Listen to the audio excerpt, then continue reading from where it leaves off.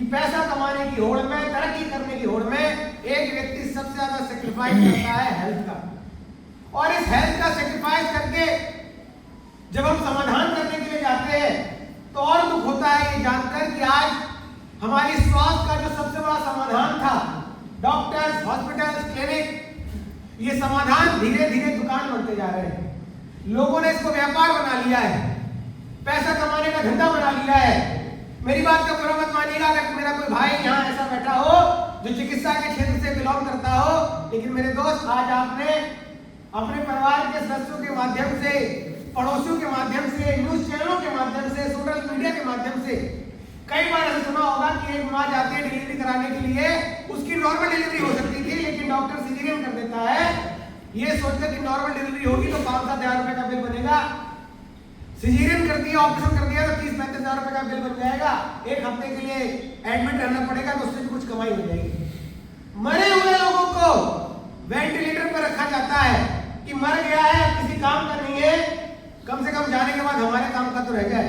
अभी 2-3 हफ्ते पहले ही लखनऊ में मेदांता एक बहुत बड़ा हॉस्पिटल है जहां का एक वीडियो वायरल हुआ था सोशल मीडिया पर कि पेशेंट मर चुका था, फिर भी 2-2 दिन तक उसको वेंटिलेटर पर रखा गया कि यार कुछ कमाई हो जाएगी। आज कमीशन बांटे जा रहे हैं, मरीज लाओ और कमीशन लेकर जाओ, स्कीम चला दी गई है। आप एक डॉक्टर के पास जाते हैं, डॉक्टर आपको मेडिसिन प्रिस्क्राइब करता है, उसकी फीस लेता है जो कि उसका हक है।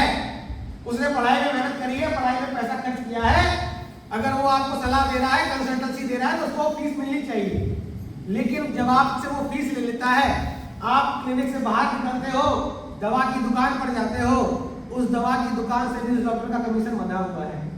आप ब्लड टेस्ट कराने के लिए किसी पैथोलॉजी में जाते हो, उस पैथोलॉजिस्ट के पास भी डॉक्टर साहब का कमीशन बंधा हुआ है। आप जहाँ रेडियोलॉजी कराने जाते हो, सीटी स्कैन, एमआरआई कराने जाते हो, उस रेडियोलॉजिस्ट के पास भी डॉक्टर साहब का कमीशन बंधा हुआ है। यानी कि मेरे दोस्त, हमारे समाज की जो सबसे बड़ी समस्या थी हमारा स्वास्थ्य, आज वो समस्या लोगों के लिए दुकान बन चुका है, पैसा कमाने का साधन बन चुका है।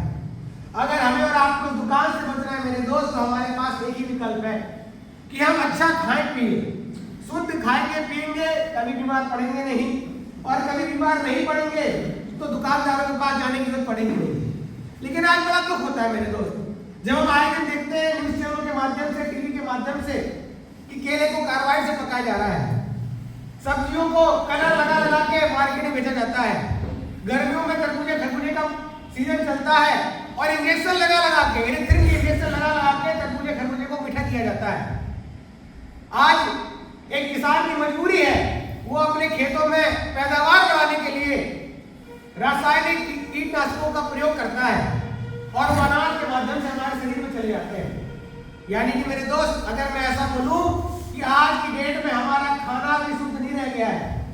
जिस गाय का दूध हम पीते हैं ये सोचकर कि दूध पिएंगे शक्ति आएगी, उस गाय को इंजेक्शन लगा लगा के दूध निकाला जाता है।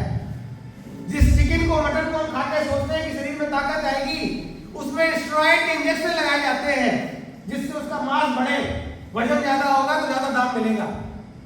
यानी कि हमारा खान पान भी शुद्ध नहीं रह गया मेरे दोस्त। एक तरफ तो लोग इस तरह के काम करके पैसे कमाते हैं, समाधान को दुकान बना के पैसा कमाते हैं, खाने को जहर बना के पैसा कमाते हैं। एक काम हम भी करते हैं, हम इस तरह के सेमिनार करते हैं और लोगों को जागरूक करने की कोशिश करते हैं। लोगों को ये बताते हैं कि आप क्या खाइए, क्या नहीं खाइए, आप क्या खाएंगे कि आप निरोगी रहेंगे, आप क्या खाना छोड़ दीजिए जिससे आपको बीमारी नहीं होगी। आप मुझे बताइए, यहाँ पर अगर 100 लोग बैठे हैं, 100 में से 20 लोगों ने भी अगर हमारे बताने से, हमारे समझाने से फास्ट फूड खाना छोड़ दिया, कोल्ड ड्रिंक पीना छोड़ दिया, बर्गर खाना छोड़ दिया, तो आप मुझे बताइए हमने अच्छा काम किया, गलत काम किया? अगर हमारे बताने से, हमारे समझाने से किसी का बीपी कंट्रोल हो गया, किसी का डायबिटीज कंट्रोल हो गया, किसी का थायराइड कंट्रोल हो गया, किसी का गठिया ठीक हो गया, तो आप मुझे बताइए हमने अच्छा काम किया, गलत काम किया? तो मेरे दोस्त, काम तो अच्छा है, सब लोग मानते हैं मेरी बात? जब तक नहीं बोलेंगे पूछता रहूंगा। काम अच्छा है, यस और नो? तो मेरे दोस्त, काम अच्छा है और हर अच्छा इंसान अच्छा काम करना चाहता है, यस और नो? और हर अच्छा इंसान अच्छा काम करके पैसा भी कमाना चाहता है। क्या मुझसे सहमत है? लेकिन मेरे दोस्त, हर आदमी अच्छा काम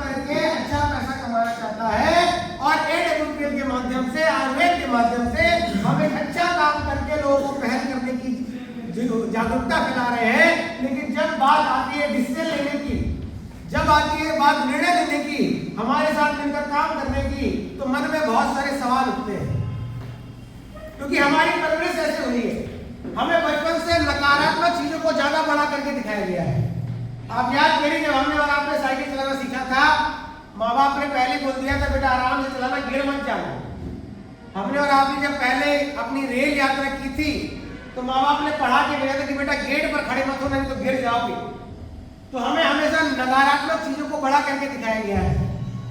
तो वैसे जब एक अपॉर्चुनिटी हमारी लाइफ में आती है, क्योंकि हमारी आदत हो गई है नेगेटिव चीजों को बड़ा करके देखने की, हम यहाँ पर भी बहुत सारे सवाल करते हैं, बहुत सारे शक संदेह हमारे मन में रहते हैं, जिससे मैं सहमत हूँ कि सर ये जो प्रोडक्ट आप बता रहे हो, मंच के माध्यम से आपने यूनिडॉट के बारे में बताया, थंडरक्लास के बारे में बताया, और भी बहुत सारे प्रोडक्ट के बारे में बताया गया। सर क्या गारंटी है सर कि अगर मैं अपने परिवार के किसी सदस्य को, किसी संबंधी को, किसी जानने वाले को आपका ये प्रोडक्ट दूं, तो क्या गारंटी है कि उसको रिजल्ट आएगा? ऐसे सवाल हमेशा हम में से बहुत सारे लोगों के मन में रहते हैं। और मुझे ये बात इसलिए पता है क्योंकि जब मैं आपकी तरह एक प्रोग्राम में बैठा था, पहली बार जब मैं आपकी तरह इस प्रोग्राम में आया था, मेरे मन में भी यही सवाल आया था कि सर क्या गारंटी है प्रोडक्ट काम करेंगे? तो मैं 99% आपके इस सवाल से सहमत हूं, लेकिन मैं एक बात जरूर ऐड करना चाहूंगा कि स्वास्थ्य के क्षेत्र में, चिकित्सा के क्षेत्र में मेरे दोस्त, गारंटी नाम का शब्द नहीं होता। नहीं तो आप मुझे एक क्लिनिक का नाम बता दीजिए, एक हॉस्पिटल का नाम बता दीजिए जिसके बाहर बोर्ड लगा हो कि यहाँ आने वाले हर पेशेंट का गारंटेड इलाज होता ही होता है। क्या ऐसा कोई क्लिनिक है? क्या ऐसा कोई हॉस्पिटल है? क्या ऐसा कोई डॉक्टर है जो इस बात की गारंटी देने को तैयार हो कि यहाँ पर आने वाले हर पेशेंट का गारंटेड इलाज होगा? नहीं है मेरे दोस्त, दुनिया में कहीं नहीं है। मैं बिहार भागलपुर की बात नहीं कर रहा हूँ।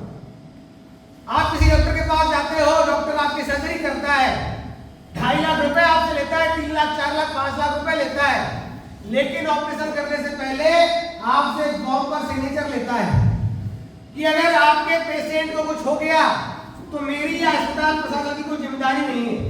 क्या लगता है उस डॉक्टर को अपने ऊपर भरोसा नहीं है क्या? और अगर भरोसा नहीं है तो इतने साल से सर्जरी कैसे कर रहा है? इतनी पढ़ाई क्यों की उसने? लेकिन उस डॉक्टर को पता है कि एक ही दवा का असर अलग अलग व्यक्ति पे अलग अलग हो सकता है। इसलिए मेरे दोस्त, दुनिया का कोई डॉक्टर, कोई हॉस्पिटल, कोई क्लिनिक स्वास्थ्य के क्षेत्र में गारंटी शब्द का यूज नहीं करता मेरे दोस्त। लेकिन मैं फिर भी आपके साथ हूं कि आपने प्रोडक्ट यूज किए और 99% आपको रिजल्ट नहीं आए। ऐसे एक सेमिनार में वृद्ध माता जी मुझसे मिली और उन्होंने मुझसे एक सवाल पूछा कि बेटा मुझे गठिया की प्रॉब्लम है, डॉक्टर ने नी रिप्लेसमेंट, घुटना प्रत्यारोपण के लिए बोला है, 2.5 लाख रुपए का ऑपरेशन होने वाला है। अगर मैं तेरा 4 महीने का कोर्स कर लूं, 15-16 हजार रुपए के जो प्रोडक्ट आते हैं, अगर मैं यूज कर लूं तो बेटा क्या गारंटी है मेरा गठिया ठीक हो जाएगा? मैंने बोला माता जी मैं मानता हूं कि आपने हमारा प्रोडक्ट यूज किया और आपका गठिया ठीक नहीं हुआ, तो आप ये मान लेना कि जहां 2.5 लाख रुपए खर्च होने वाले थे वहां 2,65,000 रुपए खर्च हो गए। लेकिन 1% अगर आपका गठिया ठीक हो गया, अगर आपको ऑपरेशन कराने की जरूरत नहीं पड़ी, तो सबसे पहले फायदा ऑपरेशन नहीं कराना पड़ेगा, शरीर कटने से बच जाएगा और कटने की वजह से जो बेड रेस्ट होगा उस बेड रेस्ट से बच जाओगी। शरीर कटने की वजह से जो तकलीफ होगी उस तकलीफ से बच जाओगी। और जो काम 2.5 लाख में होने वाला था, अगर वो काम 15-16 हजार में हो गया तो आपके 2,35,000 रुपए बच जाएंगे। मेरे दोस्त, पहली संस्था है। तो मेरे दोस्त, हमारी नीयत साफ है, हम लोगों का पैसा लगाकर नहीं, लोगों का पैसा बचाकर उनको स्वास्थ्य देना चाहते हैं। इसी नीयत के साथ हम काम कर रहे हैं। जितने भी लोगों ने आपको यहाँ पर बुलाया है, ये वो लोग हैं जिन्होंने कभी ना कभी हमारी संस्था का प्रोडक्ट यूज किया था और उन्हें रिजल्ट आया। और यही वजह है मेरे दोस्त कि वो आपको इस प्रोडक्ट के बारे में जानकारी दे रहे हैं, सेमिनार के माध्यम से, 1-to-1 मीटिंग के माध्यम से। आपने मंच पर भी कुछ लोगों को देखा होगा जिन्होंने अपने रिजल्ट आपके साथ साझा किए। यानी कि मेरे दोस्त, जब तक आप प्रोडक्ट यूज करेंगे नहीं, कोई भी प्रोडक्ट यूज नहीं करेंगे, तब तक आपको रिजल्ट समझ में नहीं आएगा। लेकिन विश्वास ना हो पाने का एक बहुत बड़ा कारण यह है कि जब तक स्वास्थ्य के बारे में बात नहीं होगी, आयुर्वेद के बारे में बात नहीं होगी, हमें बड़ा मजा आ रहा होगा, सब कुछ अच्छा लग रहा होगा। लेकिन जैसे ही कंपनसेशन प्लान शुरू किया गया होगा, सर ने बताया होगा 2 लोग आएंगे, वो 2 लोग 4 लोग को लेकर आएंगे, वो 4 8 को लेकर आए होंगे, हमारा दिमाग खराब हो गया हो क्या ये तो वही जोड़े तोड़ने वाला काम है, ये फालतू वाला काम हम नहीं करेंगे, जोड़े तोड़ने वाला काम हमसे नहीं होगा। यानी कि जैसे जोड़े तोड़ने की बात आती है हमारा मूड खराब हो जाता है कि यार इतनी अच्छी बातें हो रही थी, इतना मजा आ रहा था समझने में, कि जोड़ने तोड़ने वाला काम करने की क्या जरूरत है। अगर आपके प्रोडक्ट इतने ही अच्छे हैं, इतने ही रिजल्ट ओरिएंटेड है, तो रखवा दो किसी आयुर्वेदिक स्टोर पर, किसी डॉक्टर के माध्यम से रिकमेंड करवाओ, किसी सेलिब्रिटी के माध्यम से इसका एडवर्टाइजमेंट करवाओ। मेरे दोस्त, किसी प्रोडक्ट को मार्केटिंग करने के, किसी प्रोडक्ट को लोगों तक पहुंचाने के 2 तरीके हैं। पहला तरीका है ट्रेडिशनल मार्केट का तरीका, कि आप कोई प्रोडक्ट बनाओ और किसी बड़े सेलिब्रिटी को 10-12 करोड़ रुपए एडवर्टाइजमेंट के लिए दो, और अमिताभ बच्चन टीवी पर आएंगे और टीवी पर आकर बोलेंगे मेरी तंदुरुस्ती का राज है झंडू च्यवनप्राश। सलमान खान टीवी पर आएंगे और बोलेंगे मेरी ताकत का राज है रिवाइटल। लेकिन सवाल यह है, क्या वाकई में कभी अमिताभ बच्चन जी ने झंडू च्यवनप्राश खाया होगा? क्या वाकई में सलमान खान जी ने कभी रिवाइटल खाया होगा? तो पहला झूठ तो वो हाँ बोलते हैं। दूसरा स्टेप है, मैं सबकी बात नहीं कर रहा, लेकिन टेबल के नीचे से डॉक्टर साहब को मोटा कमीशन दिया जाता है कि आप हमारी मेडिसिन प्रिस्क्राइब करिए, और फिर मेडिकल स्टोर वाले को मोटे कमीशन का लालच दिया जाता है कि आपको ये मेडिसिन प्रिस्क्राइब करनी है, ये मेडिसिन बेचनी है। यानी कि एक तरफ तो झूठ ज्यादा है और सच कम है। एक तरीका है मार्केटिंग करने का, बड़े-बड़े सेलिब्रिटीज के माध्यम से टेबल के नीचे से रिश्वत खिलाकर प्रोडक्ट को मार्केटिंग करना। एक तरीका है जिस तरीके से हम काम करते हैं। हम आम लोगों के पास जाते हैं और हम आपको बोलते हैं कि सबसे पहले आप प्रोड्यूस करो। अगर आपको रिजल्ट आए, अगर आपको क्वालिटी अच्छी लगे, अगर आपको प्रोडक्ट पसंद आए, तभी आप किसी और को रिकमेंड करिएगा। मुझे एक बात बताइए, यहां बैठा कोई भी ऐसा व्यक्ति जिसको अगर रिजल्ट ना आया, जिसको अगर फायदा ना आया, तो क्या 10, 20, 50 हजार रुपए के लालच में अपने किसी रिश्तेदार को कभी कोई गलत प्रोडक्ट रिकमेंड करेगा क्या? ऐसा कोई फर्जी आदमी नहीं बैठा मेरे दोस्त। हम सब मिडिल क्लास फैमिली से बिलोंग करने वाले लोग हैं। हमें बचपन से सिखाया गया बेटा 2 रोटी कम खा लेना, लेकिन कभी गलत मत करना। यानी कि मेरे दोस्त, हमारी संस्था आम लोगों के पास जाती है और लोगों को प्रोड्यूस कराती है। हमें पता है कि आम व्यक्ति चंद पैसे के लालच के लिए कभी झूठ बोलकर काम नहीं करने वाला। अगर आपको रिजल्ट आएगा तभी आप लोगों को बताओगे, अगर रिजल्ट नहीं आएगा तो मैं कितना भी आपको लालच दे दूं, आप गलत चीज अपने दोस्त को, अपने रिश्तेदार को, अपने परिवार के सदस्य को रिकमेंड नहीं करोगे। यानी कि मेरे दोस्त, हमने सच बोलकर काम करने का निर्णय लिया। जो पैसा बड़े-बड़े सेलिब्रिटीज को दिया जाता था, जो पैसा टेबल के नीचे से घूस में दिया जाता था, वो पैसा हमने आम लोगों को दिया कि आप ही हमारे अमिताभ बच्चन बनो, आप ही हमारे सलमान खान बनो, और आपको अगर रिजल्ट अच्छा लगे तो आप ही प्रोडक्ट का प्रचार प्रसार लोगों तक करो। आप मुझे बताओ, जो पैसा बड़े-बड़े पूंजीपतियों को जा रहा था, अगर वो पैसा आम लोगों को जा रहा है तो हमने अच्छा काम किया है, गलत काम किया। और बात पैसे की है ही नहीं मेरे दोस्त, बात पैसे कमाने की नहीं है। आप बोलोगे सर टीम बनानी पड़ेगी, लोग जोड़ने पड़ेंगे, बात पैसे की नहीं है, बात हमारे स्वास्थ्य की है मेरे दोस्त। मैं मानता हूं कि आप बिजनेस बनाए, आपने 1 रुपया नहीं कमाया, कोई आपके साथ नहीं जुड़ा, लेकिन मेरे दोस्त आप मुझे एक बात बताइए, एक व्यक्ति जो आज घर से बाहर नौकरी करने के लिए जा रहा है, दुकान चलाने के लिए जा रहा है, हर रोज 50 रुपए चाय समोसे में खर्च कर देता है। यस और नो? यहाँ बैठा हर व्यक्ति 50 रुपए चाय समोसे में डेली खर्च कर देता है। महीने का कितना हुआ? 1500 रुपए। साल का कितना हुआ? 18,000 रुपए।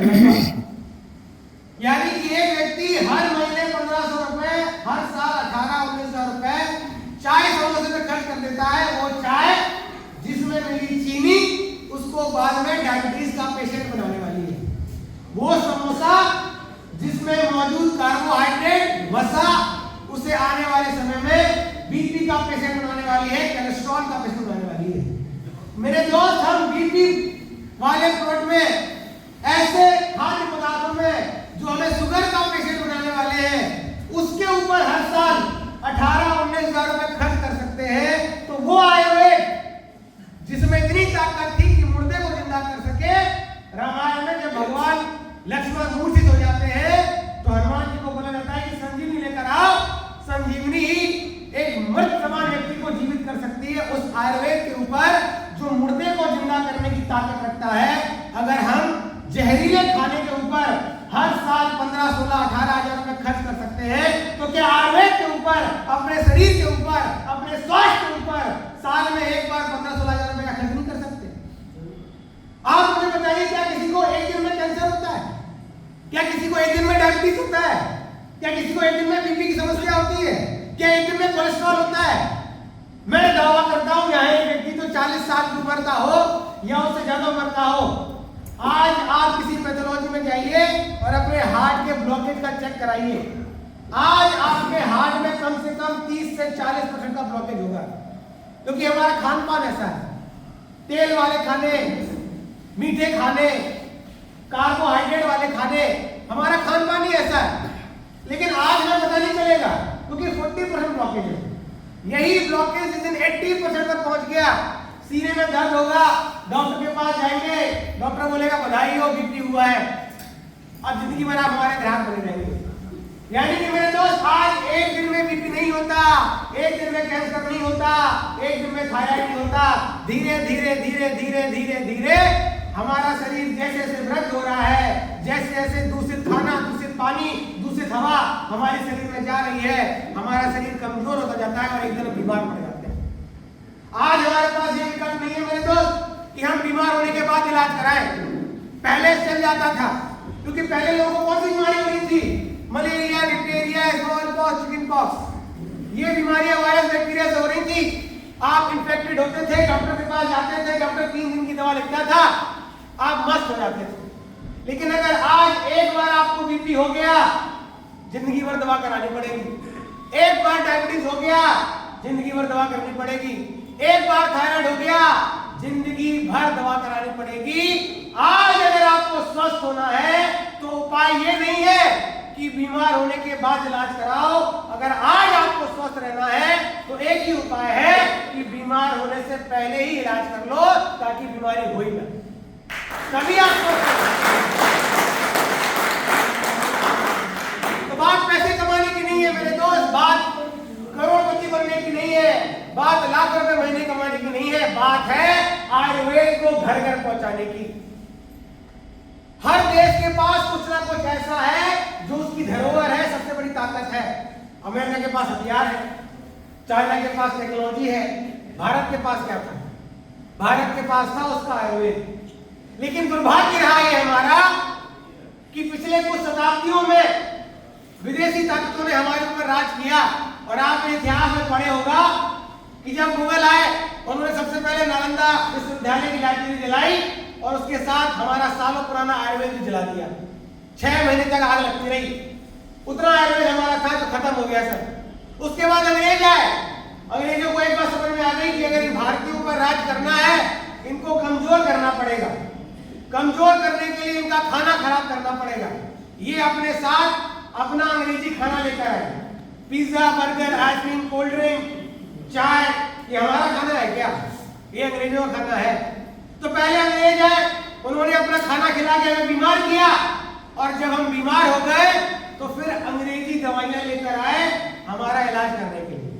ये बिल्कुल वैसा ही है कि तंबाकू बेचने वाला बाद में कैंसर का हॉस्पिटल खोल ले। हमारे साथ भी वही हुआ मेरे दोस्त। पहले अंग्रेज आए, अंग्रेजी खाना लेकर आए, उस खाने को खिलाकर हमें बीमार किया, और फिर अंग्रेजी दवाइयां लेकर आए। और क्योंकि पिछली कुछ सरकारें भी ऐसी रही जो विदेशी ताकतों के अंडर रही, इटली या फिर बहुत सारे विदेशी ताकतों के अंडर हमने पिछले कुछ साल गुजारे, तो आयुर्वेद का एक तरह से दुष्प्रचार किया गया। आयुर्वेद को दादी माँ के नुस्खों का नाम दे दिया गया, आयुर्वेद को देसी जुगाड़ का नाम दे दिया गया। आयुर्वेद में काम करने वाले डॉक्टरों को झोला छाप डॉक्टरों की उपाधि दे दी गई, और एक क्राइटेरिया बना दिया गया कि एमबीबीएस करेगा तो एलोपैथ में काम करेगा, बीएमएस करेगा तो आयुर्वेद में काम करेगा, ये जो डिग्री सिस्टम बनाया गया ये भी अंग्रेजों का चोचला था। नहीं तो आप मुझे बताइए जिन्होंने आयुर्वेद बनाया, हमारे जो ऋषि मुनि थे, उनके पास कौन सी बीएमएस की डिग्री थी बताइए? और वो आदमी की नस पकड़ के बता देते थे कि बेटा तुमने खाया क्या है, बीमारी पता कर देते थे सिर्फ नस पकड़ के। उनके पास कोई डिग्री डिप्लोमा नहीं था। ये सब अंग्रेजों के चोचले थे, तो हमारे दिमागों में आज इतने अंदर तक बैठ चुके हैं कि हम अपने बच्चे को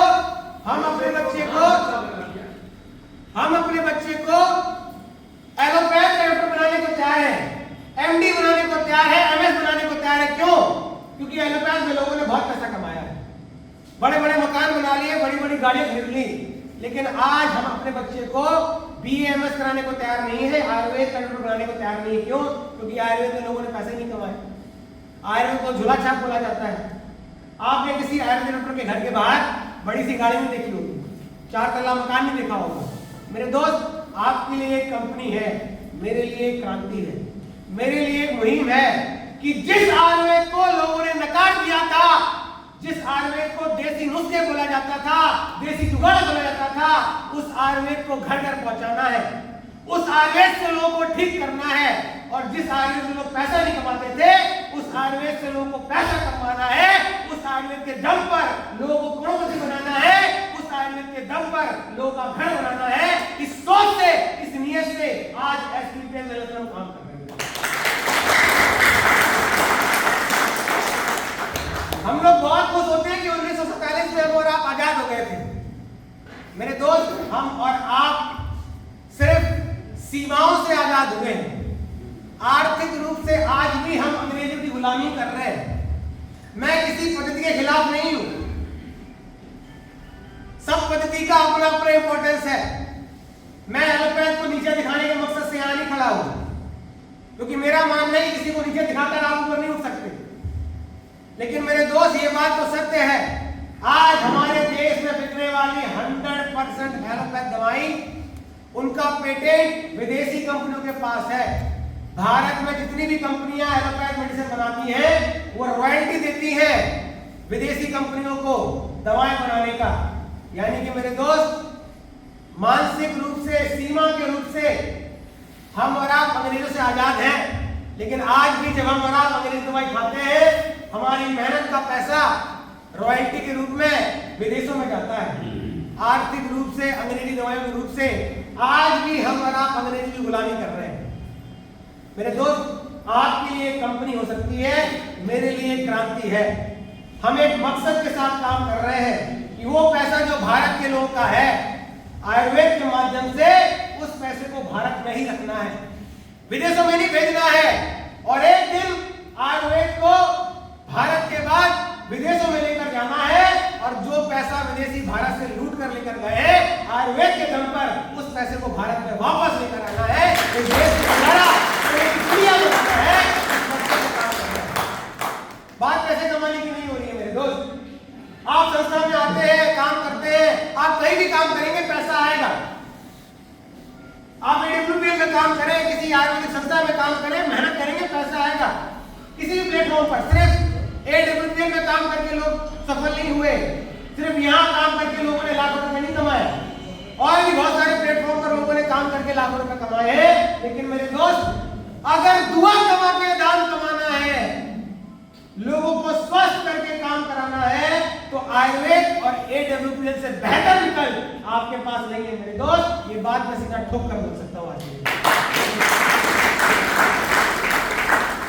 तो बात यहां पर किसी अपोजिटी की नहीं हो रही है कि आप आइए, जुड़ जाइए, 15,000 रुपए लगा दीजिए, 20,000 रुपए लगा दीजिए। अरे मेरे भाई, आप सड़क पे जा रहे हो और आपको 15,000 20,000 रुपए पड़े हुए मिल गए, आपने जेब में रख लिए, क्या हो जाएगा 15-20,000 से? घर बन जाएगा क्या? बेटी की शादी हो जाएगी क्या? बच्चों की पढ़ाई हो जाएगी क्या? माँ बाप की दवाई का खर्चा निकल जाएगा क्या? और आप सड़क से जा रहे हो, आपकी जेब से 15-20,000 रुपए गिर गए, तो क्या बर्बाद हो जाएंगे क्या? बाइक से, साइकिल पर आ जाएंगे क्या? अपने मकान से किराए के मकान पे आ जाएंगे क्या? बच्चा इंग्लिश मीडियम से हिंदी मीडियम में आ जाएगा क्या? 15-20,000 रुपए की कोई औकात नहीं है मेरे दोस्त। आप जाओ बैंक में एफडी करा लो, बचा लो, 15-20,000 रुपए बचा लो, बैंक में एफडी करा लो। क्या होगा? 5 साल बाद वो पैसा डबल हो जाएगा। आपने 15 डाले, 30 हो जाएंगे, इससे ज्यादा कुछ नहीं होगा। तो आपका 5 साल में पैसा डबल हो जाएगा, लेकिन 5 साल में महंगाई 5 गुना हो जाएगी। यानी कि आपकी एफडी की जो वैल्यू आज है 15,000 रुपए की जो वैल्यू आज है, आज से 5 साल बाद 30,000 की भी इतनी वैल्यू नहीं रह जाएगी। यानी कि मेरे दोस्त, बात पैसा बचाने की नहीं है, बात पैसा लगाने की नहीं है, बात है एक मौका की, बात है कमोडिटी की। कि आप अगर आज भी जीवन में अपने लिए, अपने परिवार के लिए, अपने समाज के लिए अगर कुछ करना चाहते हैं मेरे दोस्त, तो AWPL आपके पास एक विकल्प है, जिसकी वजह से आप अपने लिए भी कुछ कर सकते हैं, समाज के लिए कुछ कर सकते हैं। मुझे बहुत गर्व होता है ये बोलते हुए कि आज AWPL संस्था के कारण, हमारे इस काम को करने की वजह से, हमारी टीम की वजह से आज मैं अपने माध्यम से 4 लाख से ज्यादा लोगों को स्वस्थ कर चुका हूं मेरे दोस्त। ये मेरे लिए सबसे बड़ी गर्व की बात है। और मेरे दोस्त, इन 4 लाख लोगों को स्वस्थ करके मैंने सिर्फ समाज का कल्याण नहीं किया, सिर्फ लोग की दुआ नहीं कमाई। आज इस आयुर्वेद की ताकत है मेरे दोस्त कि इसी प्लेटफॉर्म की वजह से पिछले 7 साल के अंदर 5.5 करोड़ से ज्यादा की इनकम कर चुका हूं मेरे दोस्त। और यहां पर बैठे किसी व्यक्ति को अगर मेरी बात पर डाउट हो, आप मुझसे सेमिनार के बाद मिलकर जाना, मेरा बैंक स्टेटमेंट देकर जाना। आज ये आयुर्वेद की ताकत है, AWPL प्लेटफॉर्म की ताकत है। आज हर महीने संस्था से 12 से 15 लाख रुपए की इनकम आती है मेरे दोस्त, ये ताकत है आयुर्वेद। तो हमारी नीयत समझिए मेरे दोस्त, हमारी नीयत बिल्कुल साफ है। मैं एक बात पता है कि वो आयुर्वेद जो भारत में जन्मा, वो आयुर्वेद जिसकी वजह से हमारे राजा महाराजा 100 साल जिया करते थे, सालों साल युद्ध लड़ा करते थे। महाराणा प्रताप के म्यूजियम में जाइए आप, वहां पर आपको उनकी तलवार और कवच मिलेगा। तलवार और कवच का वेट मिलाएंगे तो 175 किलो है। यानी कि हमारे राजा महाराजा इतने बलवान हुआ करते थे कि 175 किलो का वजन लाद के युद्ध लड़ा करते थे। आपको और मेरे को अगर 175 किलो दे दिया जाए ना, हम साला लेट जाएंगे, बोलेंगे या तो वजन हटा या फिर हमें दुनिया से हटा दो। ये आयुर्वेद की ताकत थी मेरे दोस्त।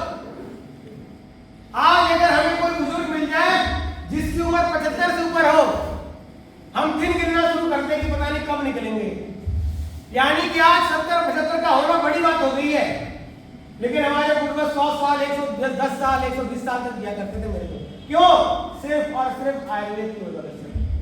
तो मेरे दोस्त, समय के साथ बीमारियां बढ़ेंगी, समय के साथ पॉल्यूशन बढ़ेगा, समय के साथ पानी गंदा होगा, हवा गंदी होगी, रेडिएशन बढ़ेगा, 5G के टावर लगना शुरू हो गए हैं। यानी कि हमारा स्वास्थ्य जितना आज बदतर है, आने वाले समय में उससे ज्यादा बदतर हो जाएगा। और इस समय में अगर हमें निरोगी रहना है, दीर्घायु रहना है, तो मेरे दोस्त आयुर्वेद को अपनाना ही पड़ेगा, अपनाना ही पड़ेगा। उसके अलावा कोई और विकल्प नहीं है। और मैं अंतिम बात बोलकर अपनी बात खत्म करूंगा कि हम में से बहुत सारे लोग अपनी समस्याओं के समाधान के लिए मंदिर जाते हैं, भगवान के पास जाते हैं, हाथ जोड़ते हैं, दिया जलाते हैं, मनोकामना मांगते हैं। लेकिन भगवान करता क्या है? भगवान सिर्फ इतना करता है कि आपको एक अपॉर्चुनिटी देता है, एक विकल्प देता है। चुनना नहीं चुनना आपके ऊपर होता है। एक बार एक गांव में बाढ़ आती है, गांव में बड़ा सा मंदिर होता है और बड़े प्रख्यात वहां के पुजारी होते हैं, ब्रह्मचारी होते हैं, और उन्होंने अपना पूरा जीवन भगवान की सेवा में अर्पित कर दिया होता है। जैसे ही गांव में बाढ़ आती है, गांव के लोग मंदिर जाते हैं, पुजारी जी को बताते हैं कि गांव में बाढ़ आ गई है, सारे लोग गांव खाली कर रहे हैं, आप भी हमारे साथ चलिए। पंडित जी बोलते हैं, मूर्ख कुछ चिंता मत कर, मैंने जीवन भर भगवान की सेवा की है, मुझे भगवान बचाएंगे। गांव का पानी, बाढ़ का पानी गांव के अंदर आता है। पंडित जी छत पर चढ़ जाते हैं मंदिर की, एक नाव आती है और वो नाव बोलती है कि पंडित जी पानी और बढ़ेगा, फटाफट आप नाव में आ जाओ, आपकी जान बच जाएगी। पंडित जी बोलते हैं नहीं नहीं, मुझे तो भगवान बचाएंगे, मैंने जिंदगी भर देसी घी के दिए जलाए उनके सामने।